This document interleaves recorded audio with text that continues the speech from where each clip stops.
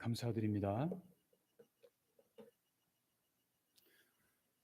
우리는 모두 세계적으로 코로나 팬데믹이 본격적으로 시작된 2020년 3월 이래 거의 대부분의 사람들이 해외여행은 물론 국내 여행조차 정말 조심하지 않으면 안 되는 그러한 어려운 시간들을 약 한 2년 반 동안 지내왔습니다.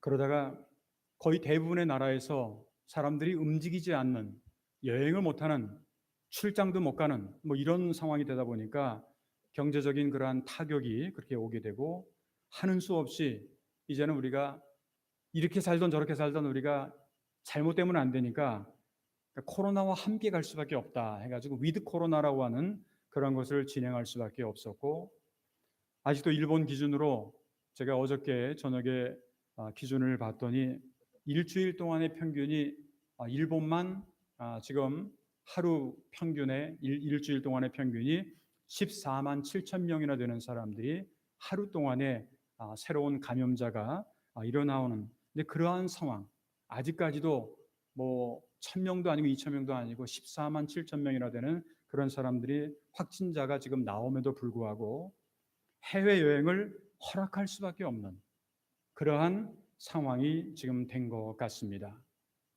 이로 인해 우리 교회 교인들 가운데도 이번 여름을 전후로 위해서 한국을 비롯해서 호주라든가 그런 나라들을 다녀온 분들이 계십니다.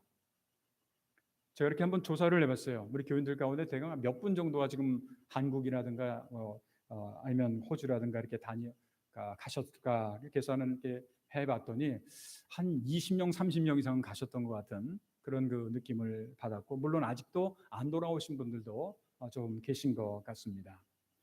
사실 개인적으로는 저도 코로나라고 하는 것 때문에 2년 동안 2019년부터 21년까지 총회장의 임기 때 사실은 외국은 어디도 가보지를 못했습니다.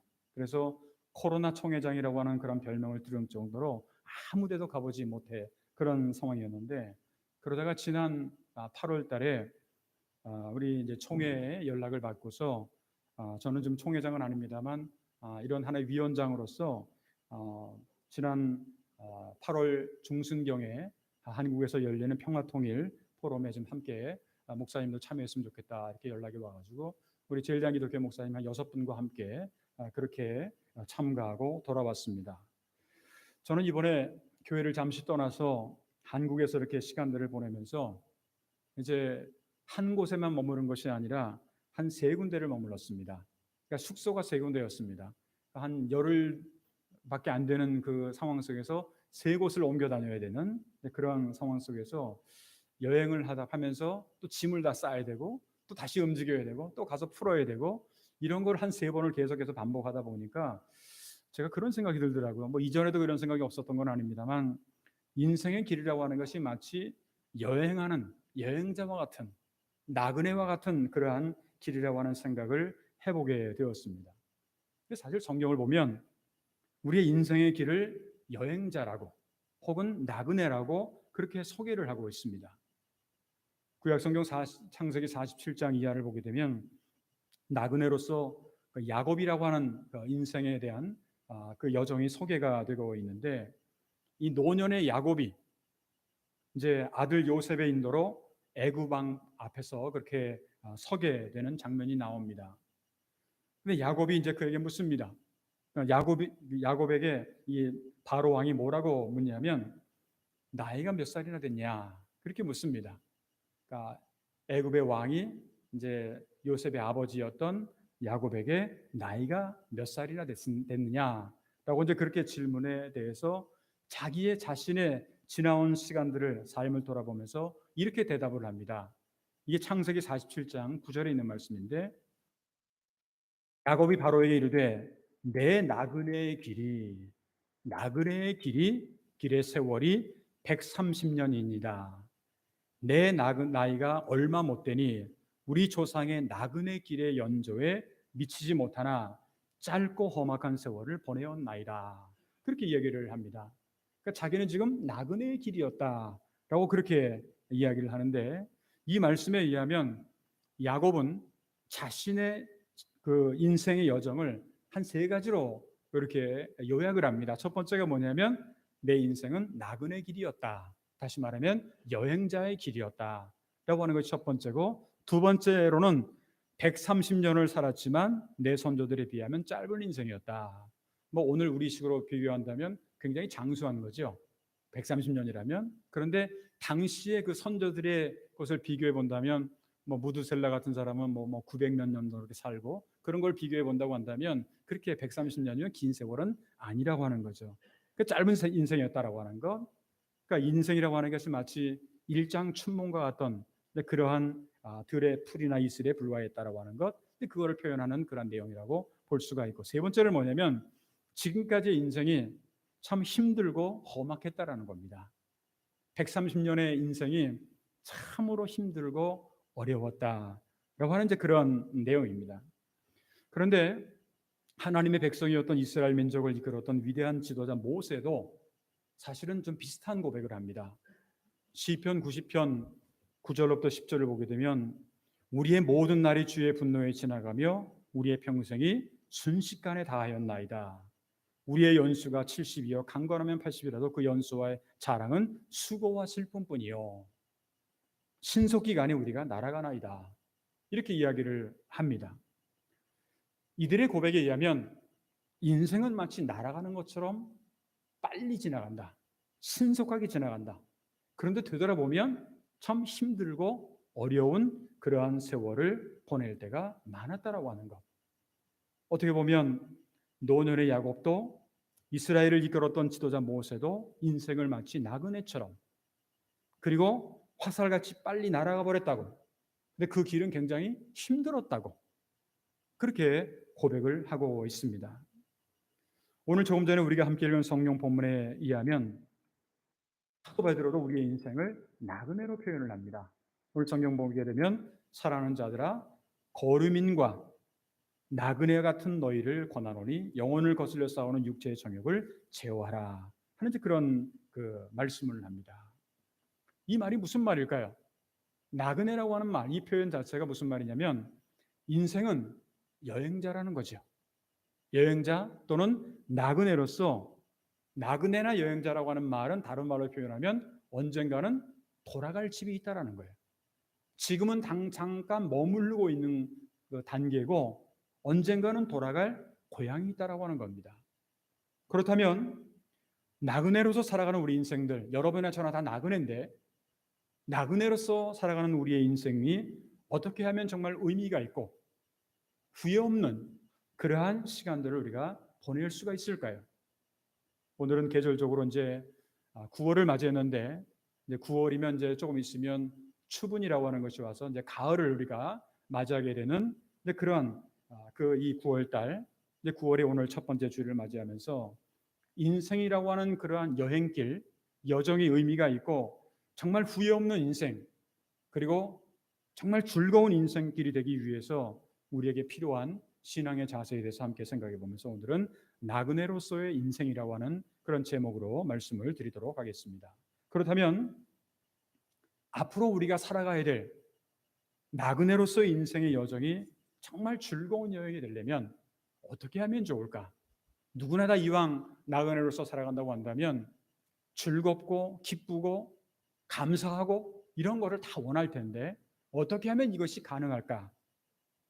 오늘 말씀을 근거로 해서 몇 가지로 말씀드린다고 한다면, 첫 번째가 뭐냐면 나그네로서 우리가 살아가는 우리는요, 가능하면 인생의 길 속에서 무거운 짐들은 내려놓아야 즐거운 여행이 될 수가 있습니다. 저도 한국을 떠나서 해외 생활을 이렇게 얼마 정도 하나 생각해 봤더니 한국에서 살았던 것보다도 해외에서 살았던 게 더 많은 것 같습니다. 한 32년 정도 지금 해외에서 제가 지금 살아가고 있는데, 이 목회자의 신분이다 보니까 사실은 남들보다 여러 곳을 출장을 가던 아니면 뭐 어떤 것을 가던 회의를 가던 남들보다는 좀 많이 이렇게 해외나 아니면 국내도 이렇게 왔다 갔다 하는 그런 편입니다. 근데 이제 어차피 여행을 하는데 이 여행이 정말 재미있는 그런 여행을 하기 위해서는요, 짐이 가벼워야 돼요. 짐이 가벼워야 된답니다. 옛날에는 여행을 할 때는요, 정말 이것저것 다 갖고 다녔어요. 뭐 보통 우리 이민 간다 그러는데 이민 가는 짐을 갖다 다 갖고 다녔어요. 아니 갔다가 얼마 있으면 돌아올 건데도 그냥 짐을 그냥 모든 짐을 다 넣어가지고 다녔는데 요즘에는 제가 그렇게 안 씁니다. 저는 요즘에는 간단한 백 하나 하고 이렇게 끌고 다니는 백 하나만 정도 아무리 멀어도 제가 얼마 전에 한국 갔을 때도 열흘 동안 있었는데도 그냥 그렇게 간단하게 갔다가 왔습니다.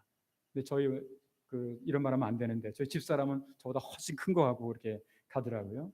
어떻게 됐든 간에 가능하면 그 짐을 줄이려고 노력을 많이 해요. 그러면 우리가 인생을 걸어가면서 지어야 될 짐이라고 하는 게 어떤 짐들이 있을까요? 인생이라고 하는 길을 걸어가는 우리가 어떤 짐들이 우리 가운데 있을까? 우리가 잘 생각해 보면요. 아버지로서의 짐도 있고 어머니로서의 짐도 있고 남편으로서 아내로서의 짐도 있고 때로는 직장에서 나에게 맡겨진 그러한 짐도 있습니다. 그뿐만 아니라 사회생활을 하면서 지어야 될 인간관계라고 하는 그런 짐도 있고 개인적으로는 정신적인 짐이 있고 신앙생활을 하다 보니까 영적인 짐도 있습니다. 영적으로 내가 짐을 져야 될 짐도 있다라고 하는 겁니다. 여기에다 개인적으로는 뭐 감정의 짐이라든가 분노와 미움이라든가 슬픔의 짐도 있습니다. 사실 그뿐만은 아닐 겁니다. 그리고 이제 좀 전에 제가 가을이라고 하는 말씀을 드렸는데 이제 가을이라고 하는 계절을 우리가 많이 경험하는 게 있어요. 사실 저도 가을을 잘 타는 사람입니다. 이게 무슨 말이냐면 가을에 떨어지는 낙엽 하나를 쫙 쳐다보면서 인생이 뭘까? 내가 오늘까지 이렇게 살아오면서 나는 왜 살아왔을까? 하는 어떤 그러한 질문들, 인생의 허무와 또한 무의미성 뭐 이런 것들에 대해서 그렇게 생각을 하다 보니까 이것이 어떻게 보면 자기도 모르게 하나의 짐이 되어버립니다. 사실 목회를 하는 저에게도 항상 무거운 짐이 하나 있습니다. 그게 무거운 짐이 뭐냐면 정말 목사로서 하나님 앞에서 지금 바로 서 있는가? 어떻게 하면 우리 교회가 금년도가 97년도를 맞이했는데 우리 교회가 앞으로 100주년, 그 200주년을 맞이할 때 정말로 하나님이 기뻐하시는 교회로 성장시킬 수가 있을까? 또 금년도 우리 교회 표가 여러 가지 몇 년 동안의 이 코로나로 인해서 소망의 미래를 금년도야말로 열어가자라고 하는 그 소망의 미래를 열어가자라는 교회라고 하는 건데 어떻게 하면 이렇게 코로나를 비롯한 많은 짐들을 우리가 지혜롭게 이것을 지고 나갈 수가 있을까? 이것을 스스로에게도 묻고 또한 고민도 하는. 근데 그것이 바로 물론 저뿐만은 아니겠습니다만 많은 목회자들도 그런 똑같은 고민을 하리라고 생각을 합니다. 이와 같이 우리가 살아가는 인생에는요, 누구나 무거운 짐을 다 가지고 살아가고 있습니다. 아마도 나는 짐이 없어, 나는 뭐 전혀 가벼워서 아무런 문제가 없어 이렇게 말할 수 있는 사람은 아마 한 사람도 없을 겁니다. 때로는 서두에 처음에 말씀드렸던 것처럼 야곱이 고백하고 있는 것처럼 험악한 세월을 살 수밖에 없었다라고 하는 이제 그러한 것이 여러 가지 삶의 아픔과 고통과 슬픔과 막 이런 것들에 의해서 짓눌리는 것 이것이 바로 우리의 인생의 모습이 아닐까 하는 그런 생각도 해보게 됩니다. 그런데 우리가 그리스도로 믿고 있는 예수님은요 인생의 짐을 지고 가는 그런 우리 인간의 모습을 다 알고 계셨다라고 하는 거예요. 그래서 우리에게 아주 유명한 말씀을 초청의 말씀을 해주시죠. 그게 뭐냐면 마태복음 11장 28절로부터 30절에 있는 말씀인데 이렇게 말씀을 합니다. 수고하고 무거운 짐진 자들아. 아마 이 말씀은 수고하고 무거운 짐진 자들이 따로 있을 거라고 생각을 할지 모르지만 사실은 그렇지 않을 거예요. 우리 인생이 누구나 다 수고하고 무거운 짐진 자들이라는 거죠. 다 내게로 오라. 내가 너희를 쉬게 하리라. 나는 마음이 온유하고 겸손하니 나의 멍에를 메고 내게 배우라. 그리하면 너희 마음이 쉼을 얻으리니 이는 내 멍에는 쉽고 내 짐은 가벼움이라. 그렇게 우리에게 초청의 말씀을 하고 해주시고 있습니다. 때로 우리가 살다 보면요 인생의 짐이 무거워서 너무 무겁다 보니까 그냥 쓰러질 수밖에 없는 그래서 쓰러질 것 같은 때가 우리 인생 길 가운데는 사실 많이 있습니다.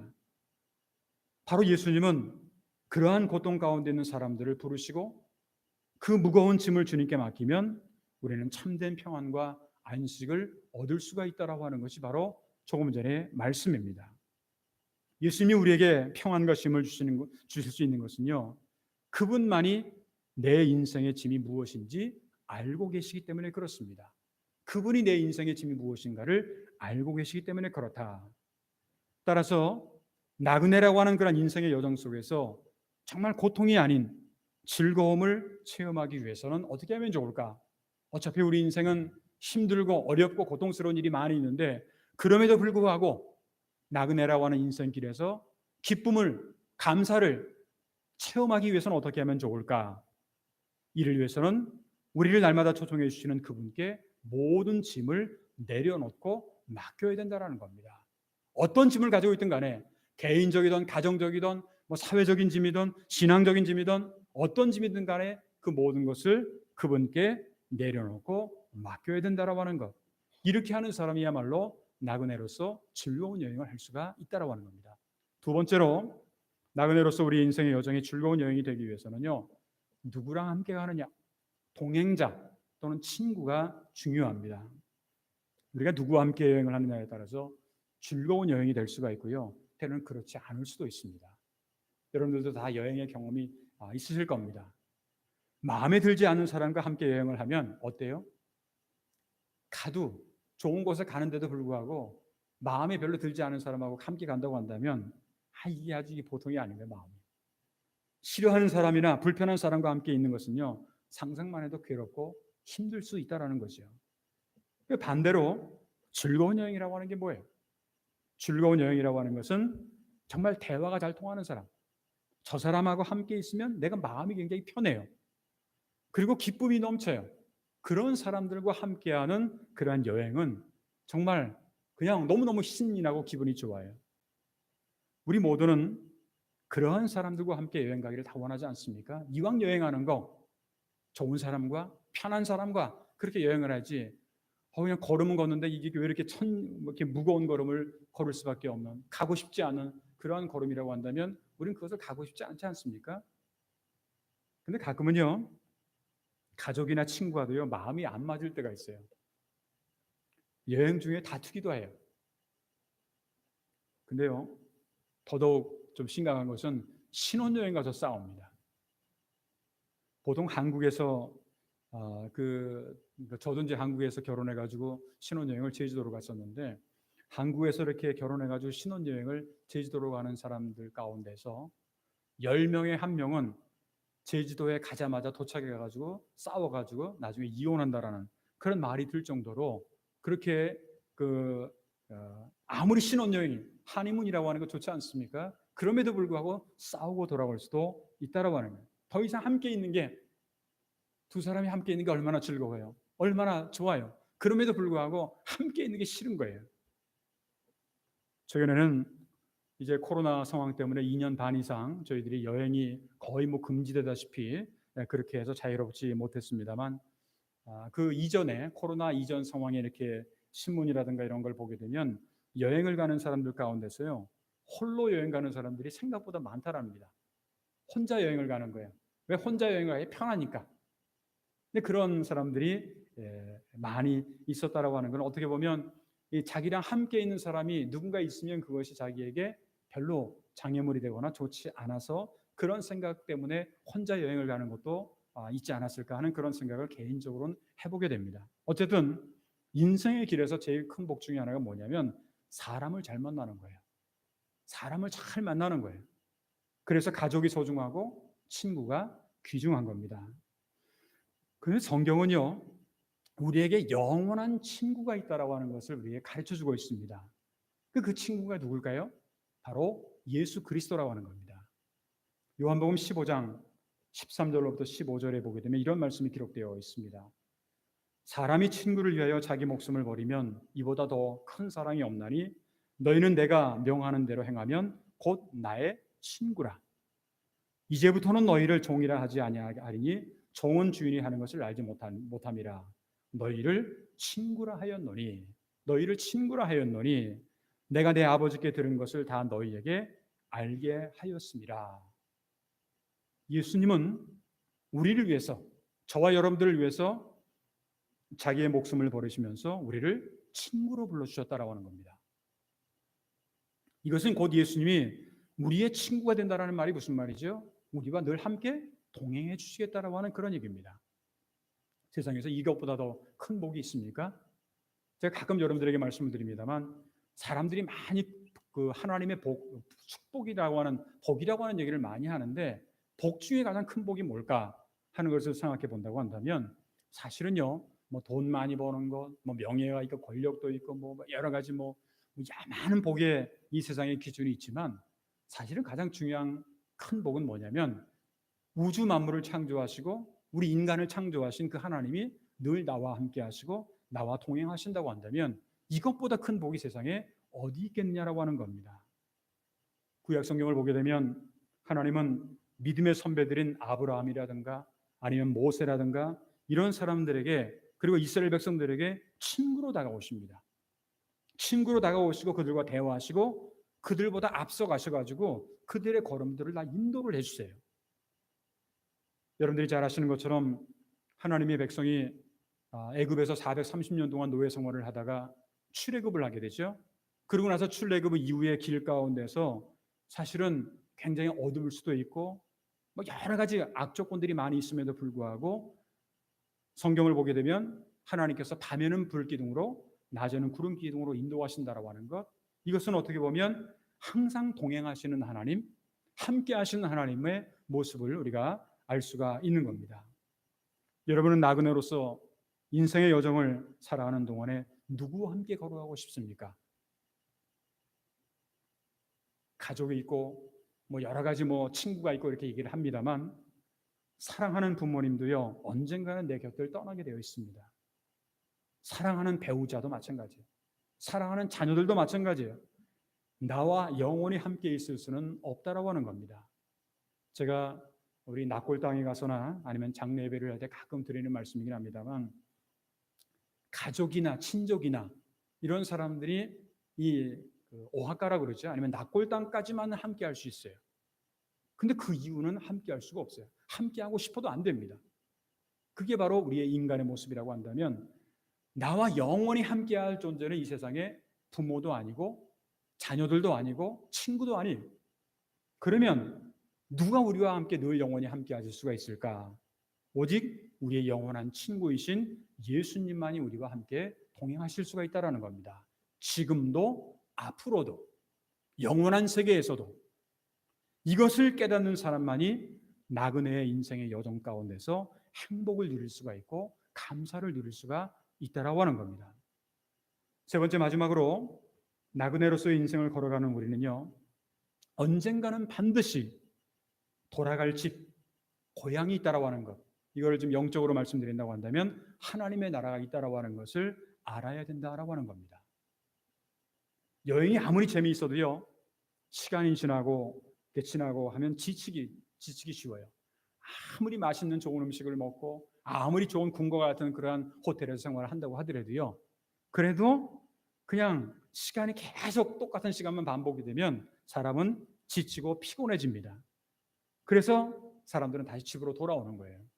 뭐 저도 마찬가지고 뭐 아마 여러분들도 그런 경험이 있을 겁니다만 늘 집에 돌아와서 하는 말 아주 거의 똑같이 반복하는 말이 뭔지 아세요? 아유 역시 집이 최고다. 역시 집이 최고다. 하는 그런 말을 우리가 많이 하게 되죠. 어떻게 보면 우리 인생길도 마찬가지입니다. 돌아갈 집이 있어야 된다는 거예요. 나그네와 방랑자의 차이가 있어요. 방랑하는 사람하고 나그네하고는 차이가 있다는 거예요. 비슷하게 보일지 모르지만 그렇지 않다는 거예요. 방랑자는 뭔지 아세요? 어디로 와서 어디로 가는지 몰라요. 그냥 방랑하는 거예요.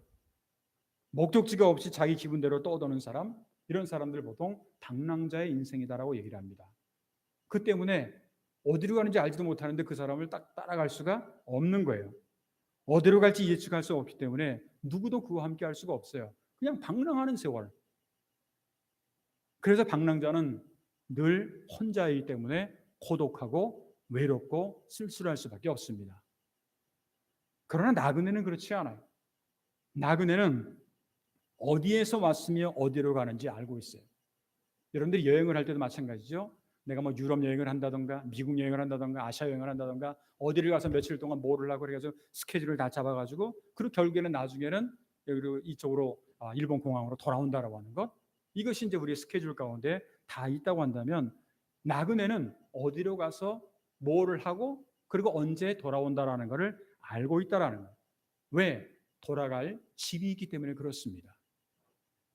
영적인 순례의 길에서 우리는 아버지의 집을 떠나온 죄인들이었습니다. 그런데 우리가 예수님을 믿게 되어서 이제는 하나님 안에 거하게 됐고, 그리고 하나님이 부르시는 영원한 생명의 집, 이걸 다른 말로는 본향이라고도 얘기를 하는데, 본향을 향해서 우리는 날마다 순례의 길을 걸어가는, 그러한 삶이 되었다라고 하는 겁니다. 그래서 우리에게는요, 나이가 들고 죽는다라고 하는 것이 사실 절망적인 것만은 아니라고 하는 거죠. 오히려 새로운 희망이 될 수가 있다라고 하는 겁니다. 제1 때 이화여대의 총장이었던 김한란 박사 같은 분은 이런 얘기를 합니다. 나에게 내가 장례식을 할 때 절대로 울지 말아라.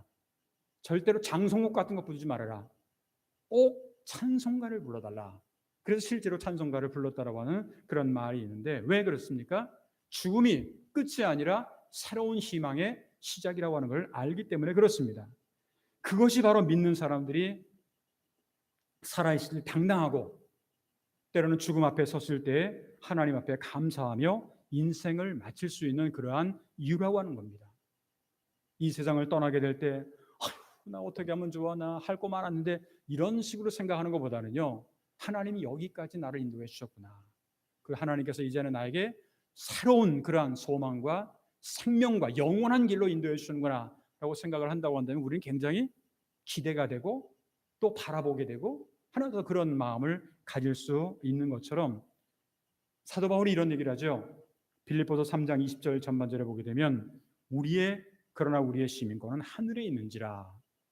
나는 여기서 살아가면서 나그네의 인생이죠. 여기서 영원히 살 존재가 아니라고 하는 겁니다. 그러니까 우리의 시민권은 하늘에 있는지라. 이거를 꼭 낙골당이라든가 아니면 장례 예배 때만 이런 것이 인용되는 말씀이 아니라 평상시 우리의 모든 생활 속에서 우리의 시민권은 하늘에 있다라고 하는 것을 알아야 된다라고 하는 겁니다. 우리의 시민권이 하늘에 있다라고 하는 게 무슨 말입니까? 우리가 영원한 하나님의 집에 거할 수 있게 된다라고 하는 얘기입니다. 요한복음 14장 2절을 보게 되면 예수님께서 승천하시기 전에 제자들에게 하신 말씀이 있습니다. 내 아버지 집에 거할 곳이 많도다. 그리고 내가 너희를 위하여 거처를 예비하러 가노니. 우리를 위해서, 저와 여러분들을 위해서 거처를 예비하러 간다라고 하는 이 말은 하나님께서 이제 예수님께서 하나님께서 가셔서 제자들이 올 자리를, 바로 우리들이 갈 자리를 다 준비해 놓고 계신다라는 거예요. 그렇기 때문에 걱정하거나 염려하지 말라고 그렇게 성경은 말씀을 하고 있는 겁니다. 이 말씀은 이전에 2000년 전에 제자들에게만 주셨던 말씀이 아니라 오늘 이 시대를 살아가고 있는 우리들에게도 똑같이 주시는 그러한 말씀이라고 하는 겁니다.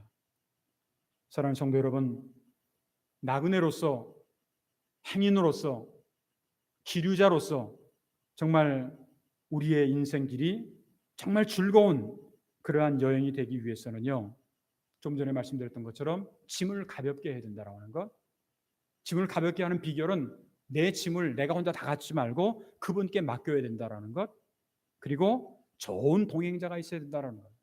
정말 이 세상뿐만 아니라 영원히 함께 갈 존재가 누군가라는 것을 잘 파악해야 된다는 것. 세 번째로는 우리가 돌아갈 집이 있어야 된다는 거예요. 돌아갈 집이 없는 사람처럼 불행한 사람은 없는 겁니다. 저녁이 됐는데 이제 해가 다 졌는데 갈 데가 없어. 이게 얼마나 불행한 겁니까? 적어도 우리가 하나님을 믿는 성도들은 돌아갈 집이 있다라고 하는 거예요. 돌아갈 본향이 있다라고 하는 거예요. 이건 우리에게 있어서 나그네의 인생 가운데서는 굉장히 행복하고 감사한 일이라고 하는 겁니다. 간절히 바라기는 비록 나그네로서 인생의 길을 걸어가고 있는 우리들이긴 하지만 우리의 창조주가 되시며 인도자가 되시는 하나님이 항상 우리와 함께 하시고 우리를 인도하심으로 말미암아서, 동행하심으로 말미암아서 험악한 여러 가지 힘겨운 그러한 인생길 가운데지만 그럼에도 불구하고 정말로 기쁨과 감사와 주의 평안이 넘쳐나는 그러한 저와 여러분들의 앞으로의 인생의 모든 여정, 나그네로서의 모든 여정이 되시기를 주님의 이름으로 축원합니다. 기도하겠습니다.